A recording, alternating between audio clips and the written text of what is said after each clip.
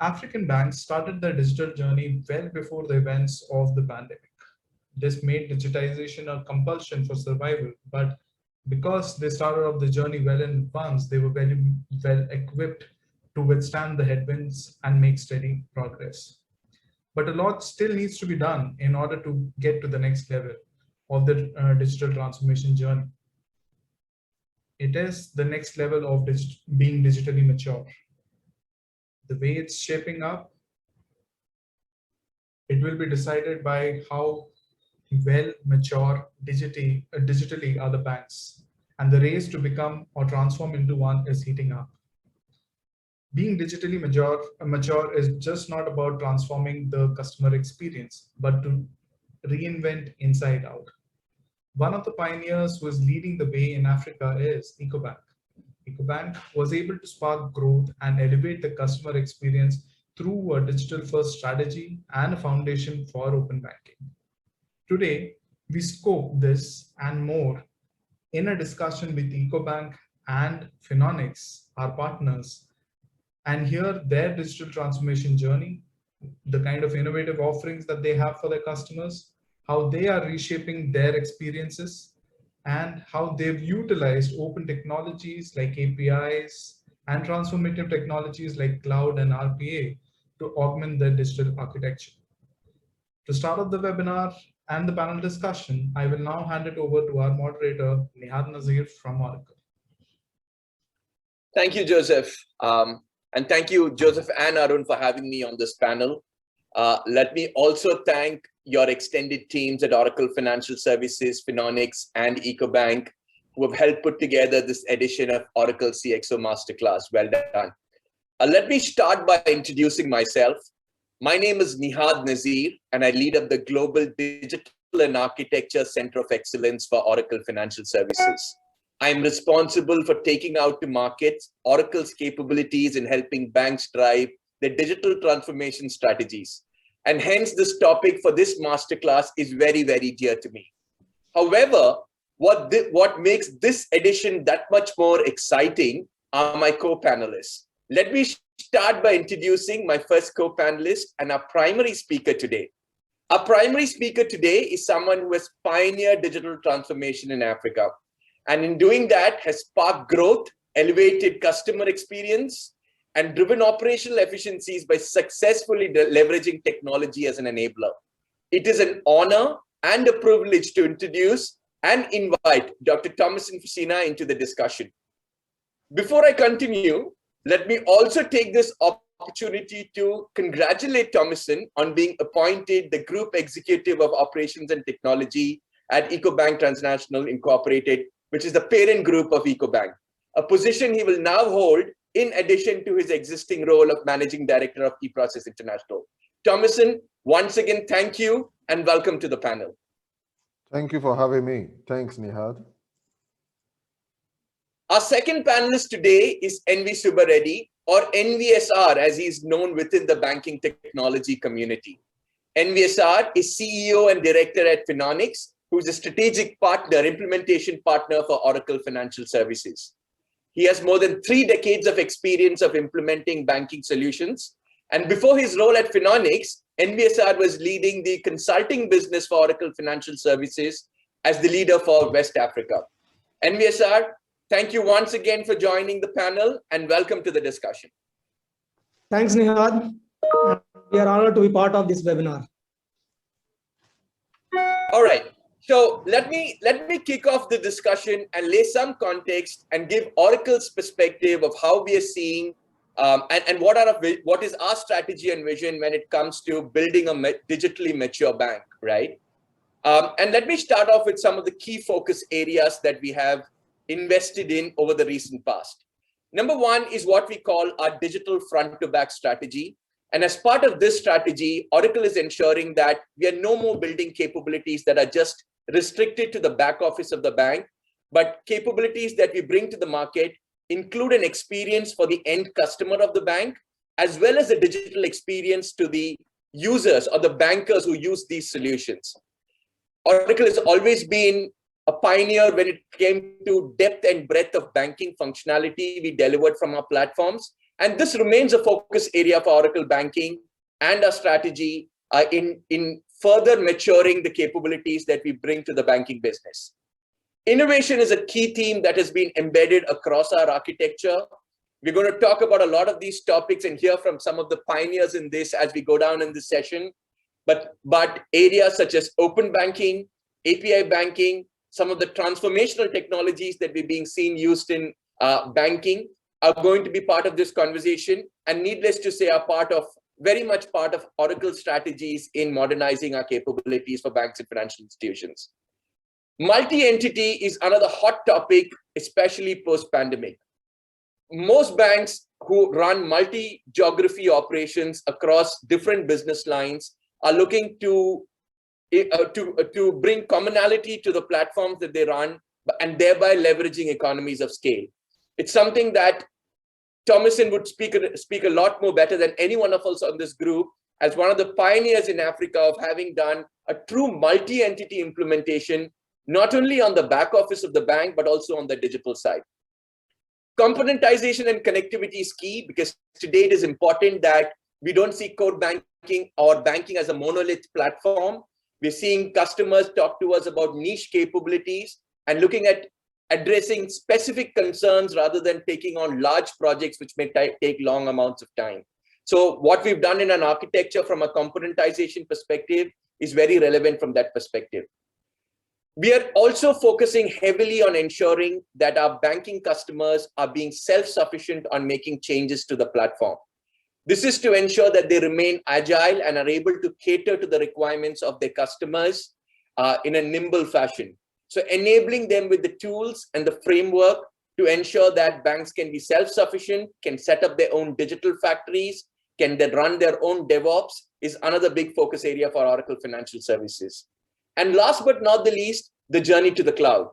Now, while we say that, pretty much everything that Oracle brings in the banking space is today deployable on cloud. And we are today moving to making most of these services available in a SaaS model. As banks progress on the journey towards the cloud, Oracle is today already ready to, one, allow deployments of our solutions on cloud, and where applicable, provide solutions on a SaaS-based model, which may be interesting to a lot of our banking customers. The journey has not been something that happened over the last in a short period of time.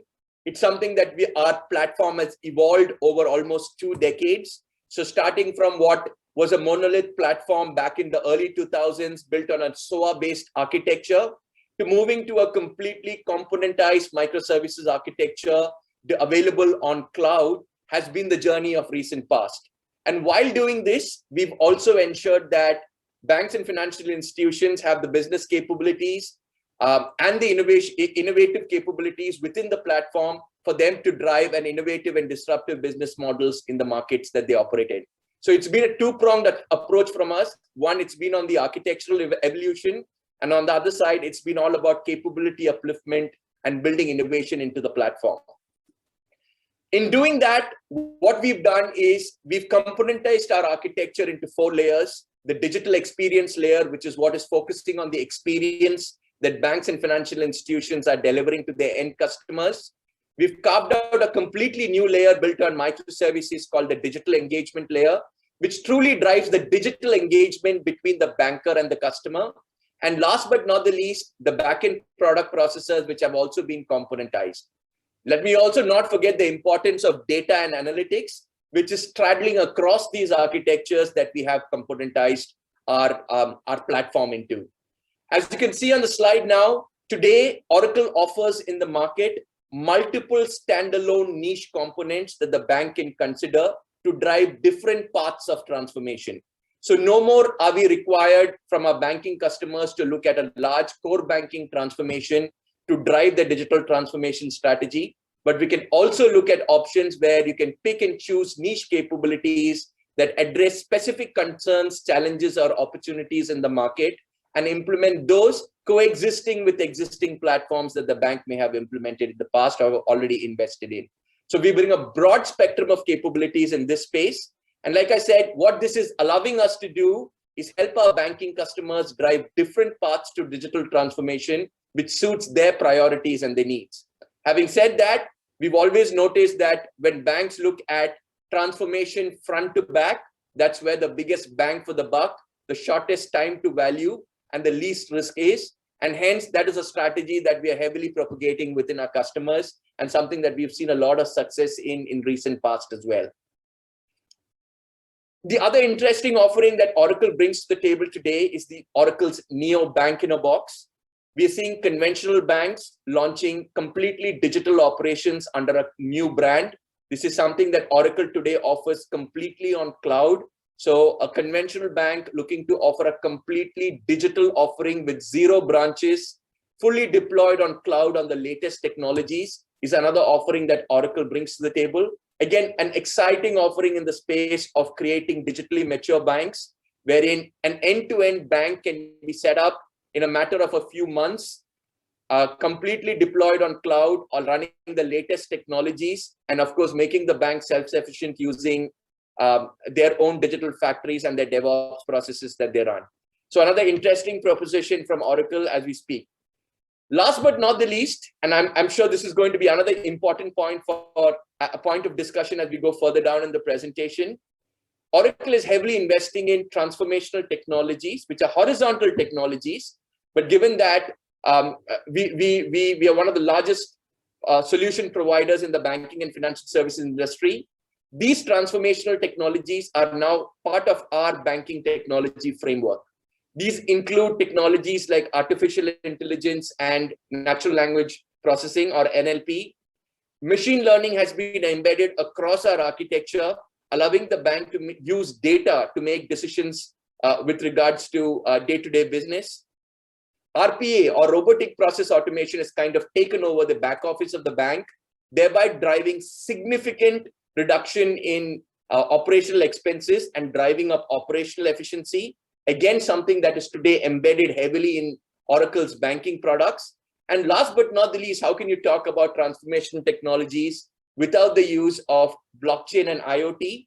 Two platforms that, again, Oracle has heavily leveraged in order to drive innovation, whether it be in the payment space, in the space of buyer's credit, where blockchain has played an important role in reducing cost and driving up transparency.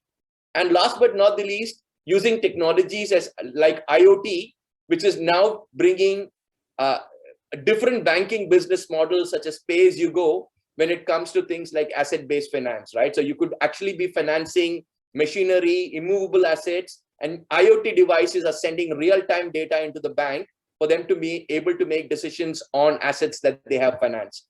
So these are some of the interesting trends that we are seeing in the market. But I think it's more important that we also hear from practitioners of these technology who've actually rolled out some of these technologies to drive business benefits for the organizations they represent. And there is no one better, I think, who can cover some of the topics that I've just discussed, other than Dr. Tomisin, who's been a partner with Oracle for quite some time and has really been a visionary when it comes to driving digital transformation in Africa, as well as leveraging some of these transformational technologies to drive business benefits. Tomisin, let me leave the stage open to you with that introduction, and looking forward to you taking this up to the next level. All yours.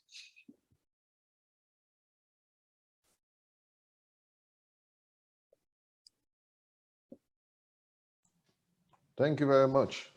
May I ask for my presentation to be loaded, please?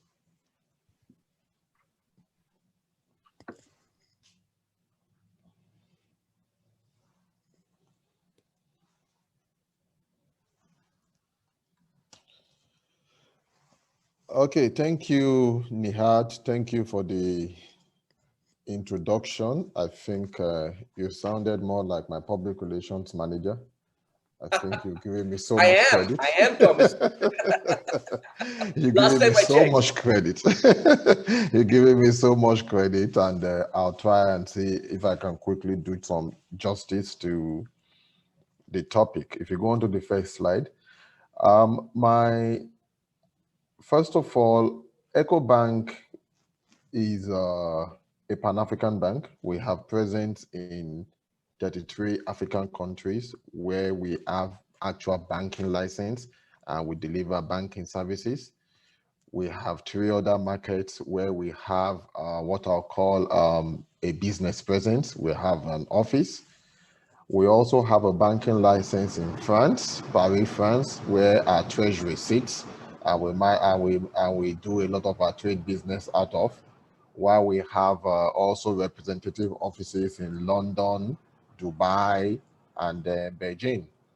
So altogether, we have presence in about 40 countries, but 33 on the African market.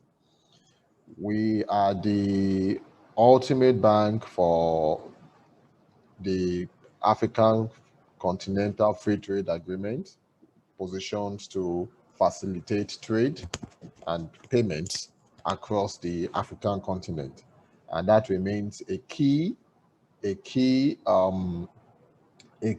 strategy that we are driving and ensuring that we are able to facilitate trade. One of our key objectives is to facilitate trade across Africa and ensure that we are able to improve on banking and access to banking across Africa as a whole.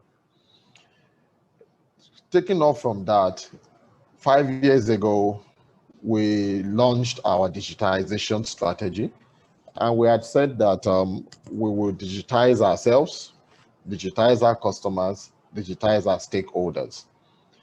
And we embarked on a strategy, and along the line of that strategy, we decided that we will work with Oracle. We selected 5 major vendors, and we said that these 5 vendors will be our key vendors, and only when they don't have a solution would we look outside of those 5. One of those vendors happens to be Oracle, and we said that for enterprise solutions, everything from banking to omni-channel enabled front end, we will work with Oracle. And though we've had a 15+ years lasting relationship with Oracle, it also meant that it was an opportunity to reimagine our solutions, to come up with upgrades to existing solutions, to expand our offering, to sunset certain solutions that we had, and baseline it now on new capabilities that Oracle had been able to develop over the years. We had the Oracle Insight program.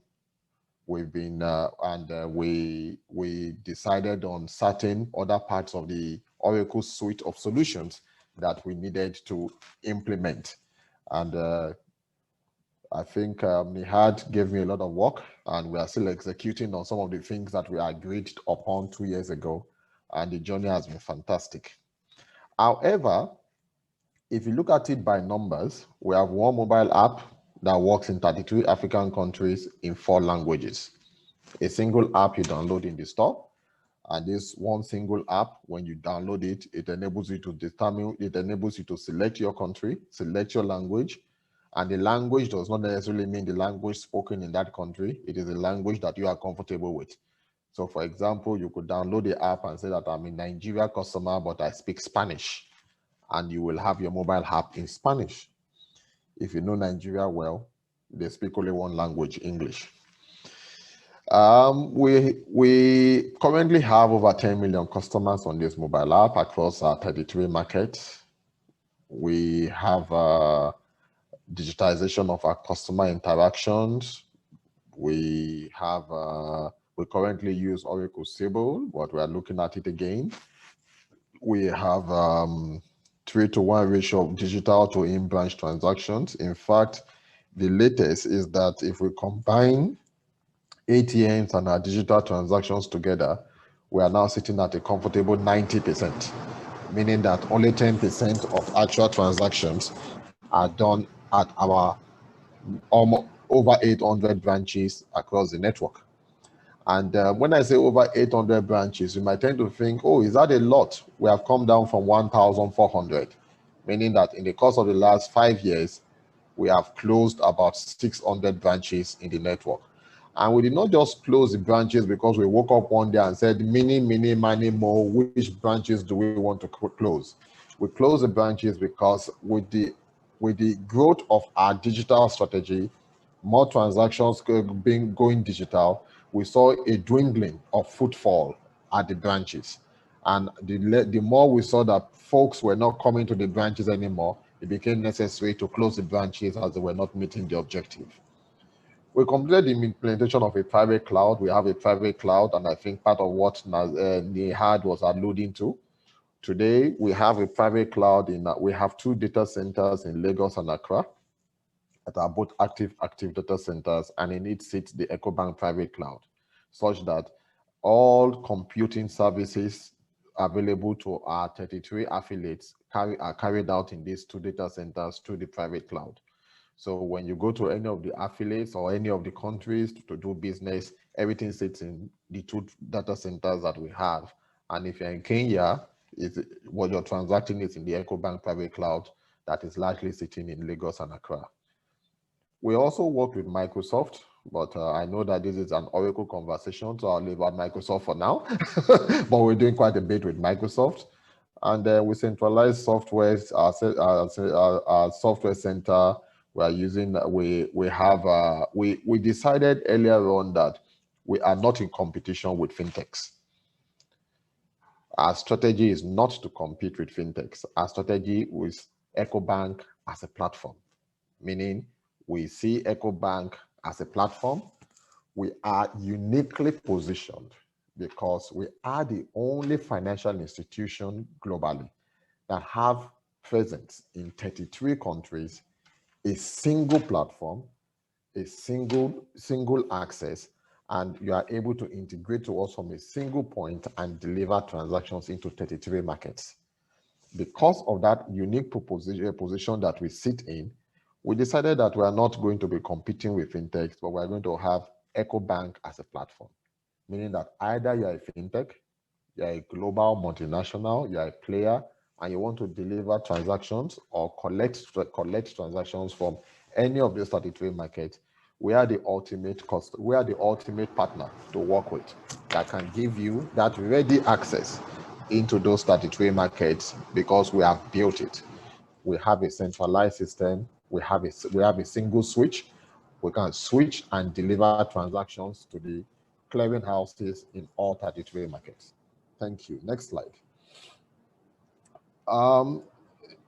When you talk about digital in consumer banking, we've given our customer access to numerous digital channels, from the mobile app to what we call the rapid transfer. Rapid transfer enables us to transfer local to local across markets, meaning that you are a customer in Senegal, you have CFA, and you want to transfer shillings to a customer in Kenya through your app, either the Ecobank mobile app or the rapid transfer app, or the same solution that also works at the branch. So what we have done is omni-channel.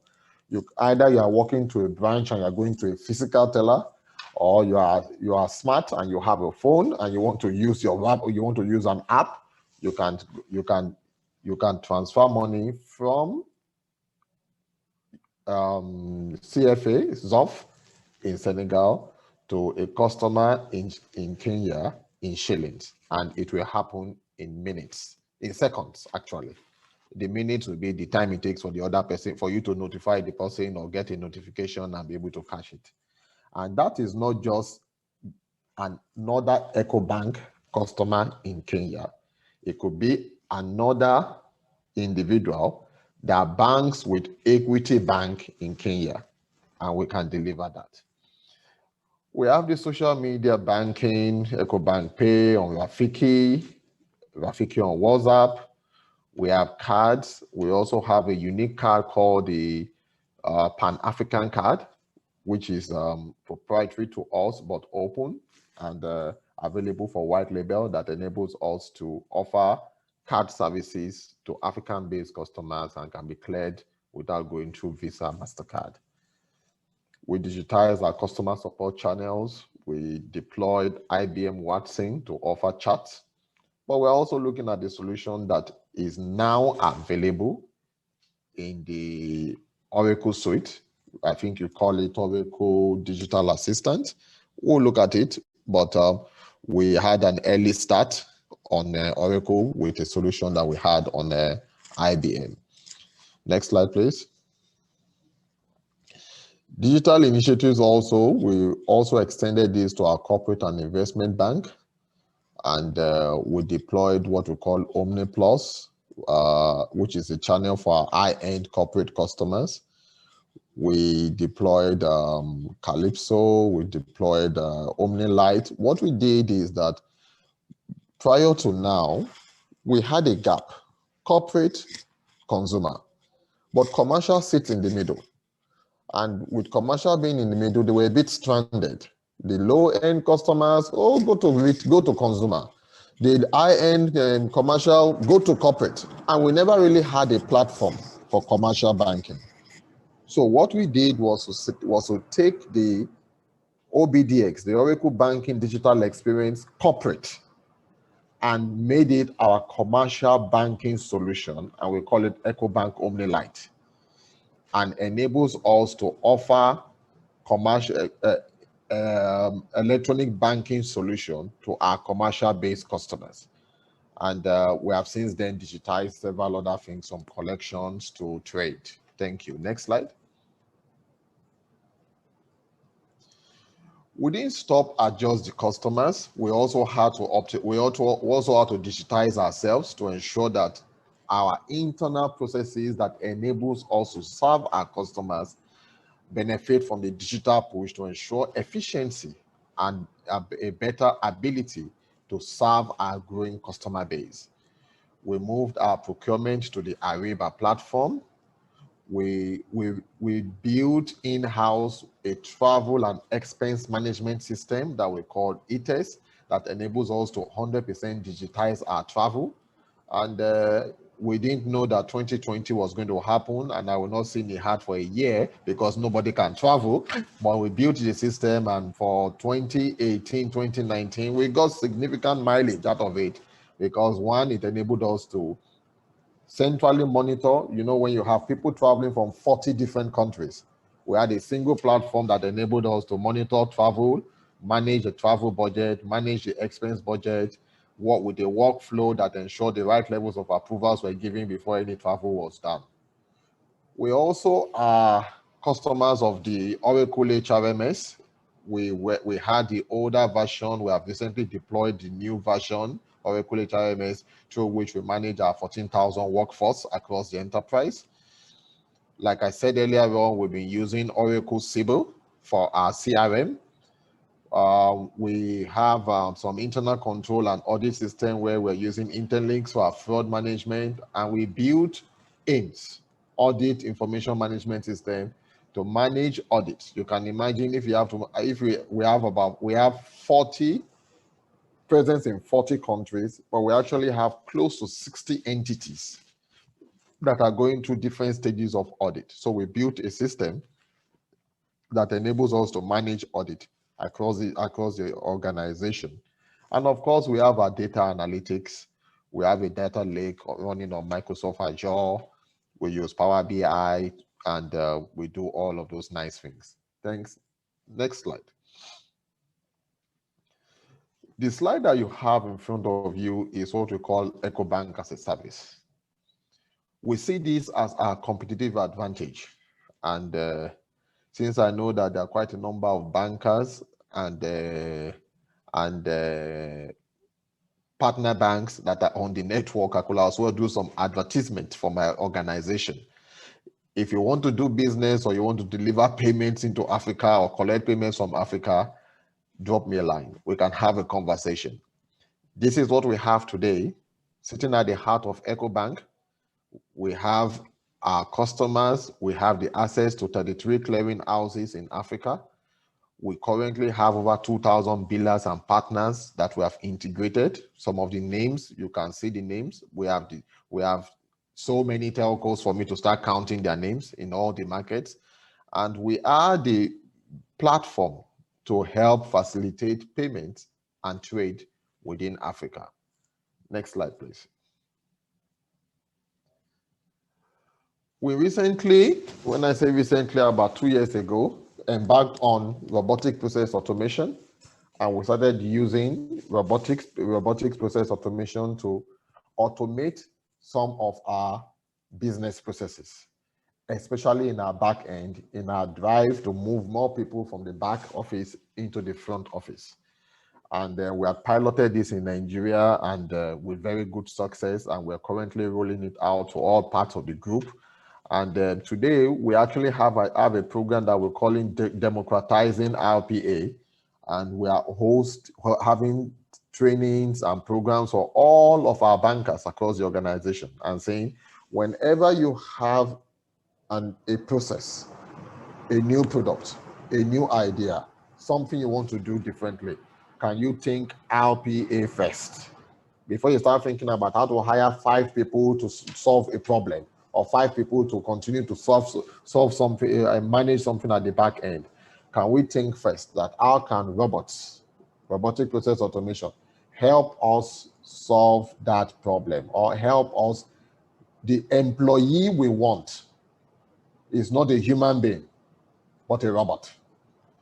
So what you want to do, you need 5 people to do it, fine. It's not the number of people, it is the process that needs to be done. And we can deploy RPA to it to ensure that it gets done. What you care about is that it gets done. And that is the current thinking within the organization. Go on, next slide, please. I talked briefly about what I call the Oracle Insight. Nihad came here, spent some time with us. I think that was 2018 or so.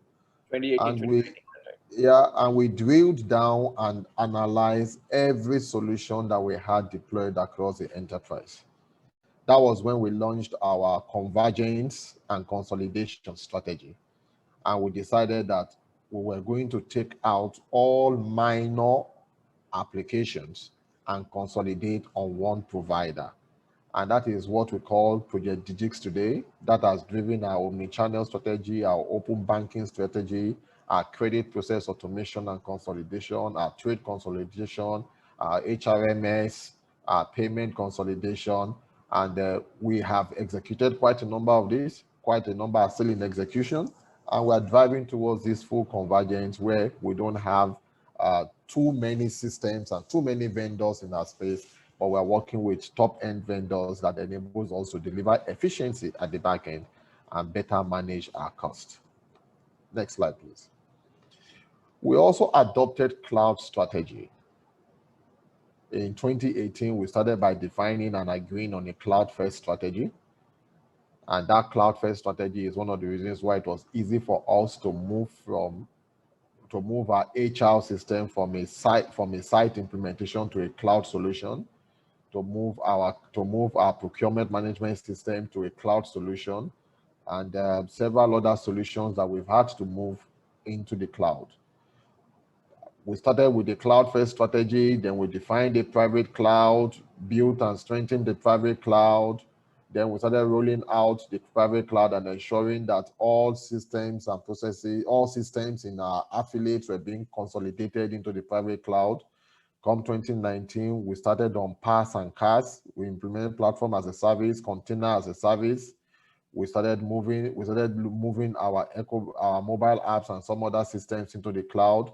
2020, we embraced what we call hybrid cloud, and at the moment, our conversations, we're having various conversations with providers, including Oracle, on how to move some of our core platforms into a sort of hybrid multi-cloud environment to ensure that, one, as an organization, we want to get out of the business of managing data centers, and ensure that those who are better positioned to manage data centers can provide us services.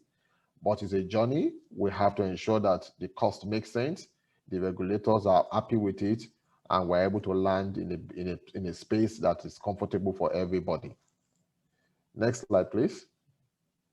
Now, we were on FlexCube 7 for about 10 years in MVSR's former life, when it was keeping us happy on the Oracle side. And in 2018, we decided to implement the newer version of FlexCube and move on to FlexCube 12.4. but we had big ambitions. At the time we were moving, we had 33 instances of FlexCube, 1 instance per affiliate. And we ran 33 end of days. We had SAP to consolidate the balance, the GL and the balance sheet for the group. We decided to come into FlexCube 12 and we said, okay, we're going to move from having 33 databases to having just 5. I know you can see 7 on your screen, but we wanted 5. And on these 5, we want to also ensure that we are able to use the global function in FlexCube 12 and have FlexCube 12 produce the consolidated GL for the group on a daily basis and not on a monthly basis using SAP. And what we did was to now group our countries into business, into what I'll call groups that had homogeneous groups. And we had defined what we called French West Africa, regulated by a single central bank. We have English West Africa. We have Nigeria as a standalone. We have East and Southern English-speaking Central and Southern Africa, and we have French-speaking Central and Eastern and Southern Africa. And we created these 5 groups. And then we implemented our FlexCube 12 and took our 33 instances of FlexCube and consolidated it into 5. When we had the 5 in place, then we said there's another phase to go. We have some what we call non-banking entities within the group. And we felt that, look, a GL is a GL. FlexCube is designed for banking, but we can use it primarily has a GL. So we decided to move yet another 30 entities that were using different GL systems like Sage and all the others into 2 additional groups that we called 1 international affiliates, non-banking affiliates. So today we have 7 clusters on FlexCube 12 reporting into a single consolidated GL, and this single consolidated GL is managed centrally by a global enterprise limit and collateral management platform that enables us to offer banking and accounting services. So banking services to the banking affiliates, accounting services to the non-banking affiliates, consolidating into a group. And over and above that, we embrace the OBDX, the Oracle Banking Digital Experience, and created a single platform of the Oracle Banking Digital Experience that talks to the 33 banking affiliates, such that our customers can come in through OBDX for their front end. Either they are consumer customers coming into what we call Ecobank Online, or commercial customers coming through what we call Ecobank OmniLite. They all come into a single instance of OBDX that gives them, and it's able to route them to either the affiliate where they are doing business, or the multiple affiliates that they are doing business. For example, somebody like me, I have accounts in 2 affiliates as an individual. On my single instance of Ecobank Online, I can practically toggle and say, okay, I want Nigeria now, I want Ghana, or I want Togo, without having to log in again and have to move from one application to another. And that is what we have implemented based on the capabilities that the OBDX platform made available to us, the FlexCube 12.4 platform made available to us. So today, we have 63 entities running on FlexCube 12 in 7 instances, governed by a global consolidated FlexCube instance that produces consolidated GL, governed by a global enterprise limit and collateral management that ensures that we're able to manage limits and collateral across, and a single front end with single instance of OBDX that enables us to expose this same thing to our customers. And that is what we have going for us today. Next slide, please. And that is where I will wrap it up and allow questions if there are any. Tomisin, that was an absolutely fantastic presentation, right? I think that story, and we're so glad and so proud to be part of the journey that you just articulated. I have one question from my side, Tomisin, and the benefits are very clear, right? In what you articulated. But what are the big learnings for somebody else who's trying to achieve a multi-entity, multi-geography rollout on a private cloud and possibly even moving on to public clouds, right? What are the big learnings and challenges that you want to highlight or give a heads up to others in this forum who are probably thinking of doing something similar to what you've already achieved?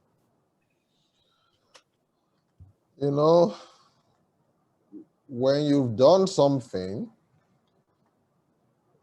when you climbed using a ladder, it's always good to ensure that the ladder is still there for others to climb. And I will say that, yes, the big learning is being able to understand the business requirements, setting the vision clearly, and having the courage to go for it. We started by ensuring that you don't bite more than you can chew. If you are listening to me, you see that we moved in phases. We started by saying our first phase is to do a Flex Group 7 to Flex Group 12 migration of existing business. However, we will ensure that we don't just do a slam dunk when we change the way we use the system. We don't want to be running 33 end of days by the time we move. So we had to group the countries into homogeneous groups to create the 5. Then phase 2, we ensure that we brought in the digital channels. We brought in omni-channel, OBDX, and enabled the customers to ensure that the customers start getting benefit. There was no point doing all of these nice things in the back end and the customers have no benefit. Then we said, okay, done. What are those capabilities in Flex Group 12 that we can now expose to the customers to ensure that we can get more benefit from what we have? Then we went for the next phase and said, okay, can we enable all the non-banks and all the other entities so that they can also benefit and we can bring efficiency to the enterprise? And then we went for it, and believe it or not, that was the biggest thing we did last year.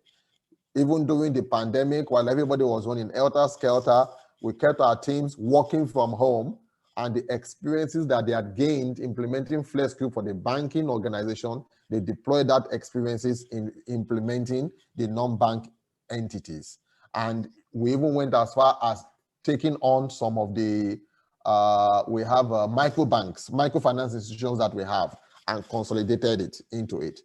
Now we're in the 5th wave, and that 5th wave is now saying that, okay, there are other things that, there are other solutions that came out of the Oracle Insight that we can, better things that we can do using OBDX around credit management, around the latest version of OBDX that can improve the customer experience and bring efficiency to our middle office.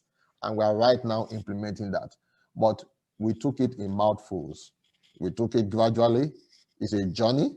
We defined the journey and we've been executing it for the last 3 years. Awesome. Thank you so much, Tomisin. That was super insightful over there. Let me also bring in NVSR into the conversation, right? And NVSR, you heard Tomisin talk about the automation initiatives that he has embarked upon. Can you also bring to light what Finonyx and your organization has been doing in helping banks, drive that automation strategy and thereby drive operational efficiencies? So thanks, Nihad, for asking this question. We believe that process automation is the future, and of course, banking is no exception. The kind of process efficiency, cost optimization, and the customer satisfaction that can be brought about by automation in the banking services and operations cannot be undermined. At Finonyx, we have partnered with a leading RPA vendor, and we are working with a large Nigerian bank to apply RPA into several processes at the bank. In addition to this, we have also built an RPA Center of Excellence, wherein we have identified multiple critical processes for automation. While automation is here to stay, the key to success is in identifying the right process that can be automated and choosing the right set of tools from cost optimization, process efficiency, and the customer satisfaction perspective. Additionally, automation is not just RPA, but a business-driven hyper-automation, and that means orchestrated use of multiple technologies, tools, and platforms, including but not limited to the artificial intelligence, machine learning, event-driven software architecture, RPA, as well as other types of decision process and task automation tools. And that sums up our approach here. Thank you, NVSR over there.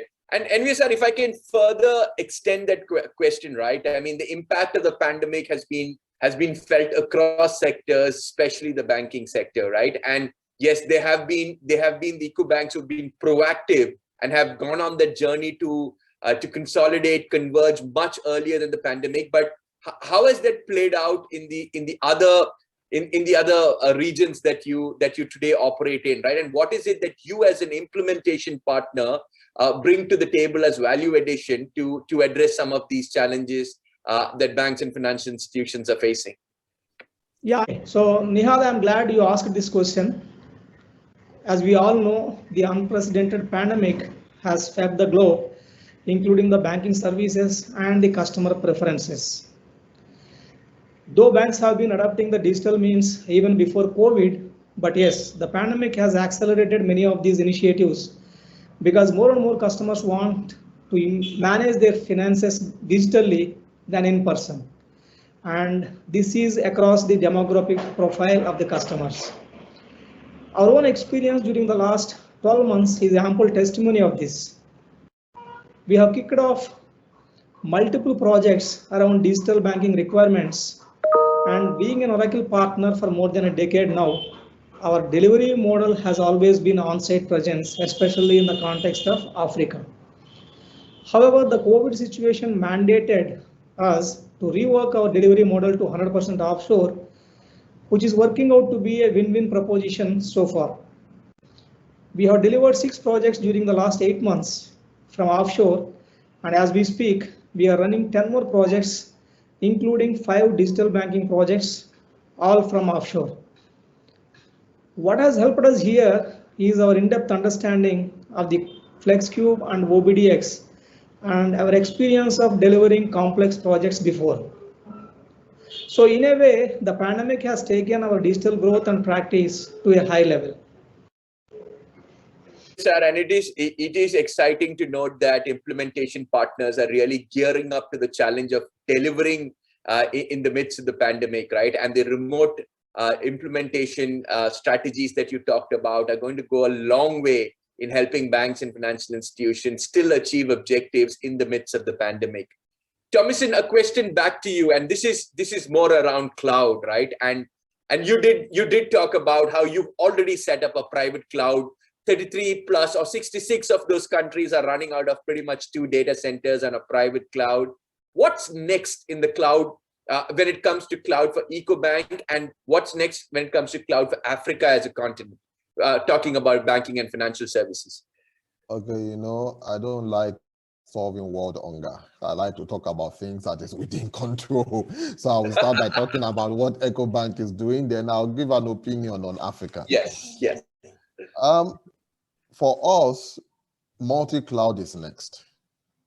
We do not see a situation where it will be 100% public cloud, but we will have a hybrid. So either you call it hybrid cloud or you call it multi-cloud. We will have some solutions that will run on private cloud. We will have some solutions that we will move to public cloud. Today we are beginning to build cloud-ready solutions so that they can work on the public cloud, or either they are working on a private cloud and they are ready to lift and drop into a public cloud at ease. And I see we are building, that is what we are building, and our current strategy is a hybrid cloud strategy. We are challenging the status quo. We are looking at possibilities, some of them that I'm not ready to discuss right now, but we are hoping that we're not going to be building new and more data centers. And the journey is to go more towards the cloud. In terms of Africa as a continent, I think the big players like Oracle need to take a stake in Africa. Today, a lot of you are stopping in Europe and putting your data centers in Europe and hoping to win the Africa business. I hope that you know that the journey to Europe and the latency that comes with it makes the proposition a bit difficult to get into. And yes, the days where it was easier to call London from Accra than calling Lagos from Accra is over. We now have fiber links linking up the whole of Africa. And I think the organization that takes the first big stake to have proper cloud facilities in Africa will reap a good benefit. Thank you. Thanks. Thank you very much, Tomisin. I think we have time for one more question, and let me check with Joseph. And I think I've asked most of the questions that I did see. Let me just make. Nihad, do you want to add something there, please? Yeah, I have a question to ask to Tomisin. So as part of your presentation, Tomisin, you also mentioned about 3:1 digital to branch, which is quite way ahead of the global average, perhaps in terms of digitization of transactions and customer services.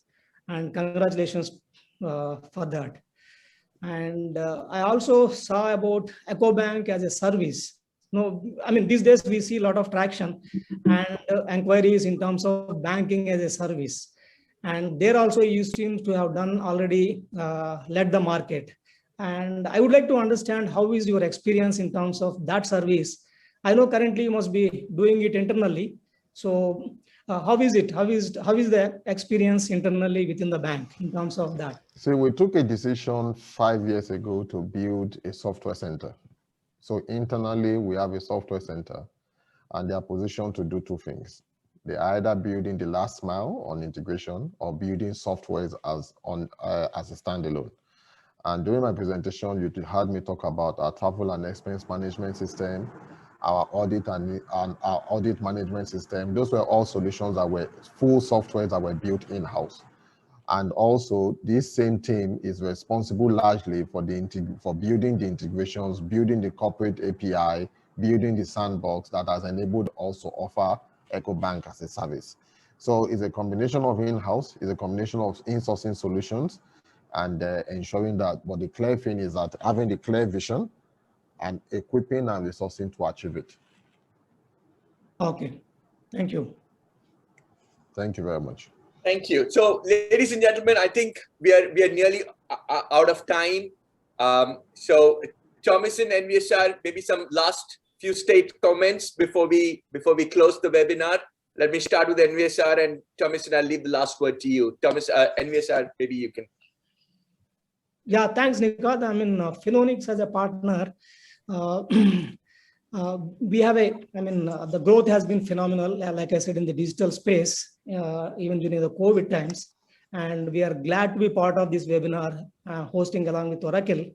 And I thank Tomisin for joining us and sharing their experience in terms of building a digitally mature bank and leading the way in the market. Thank you. Thank you, Nihad. Tomisin?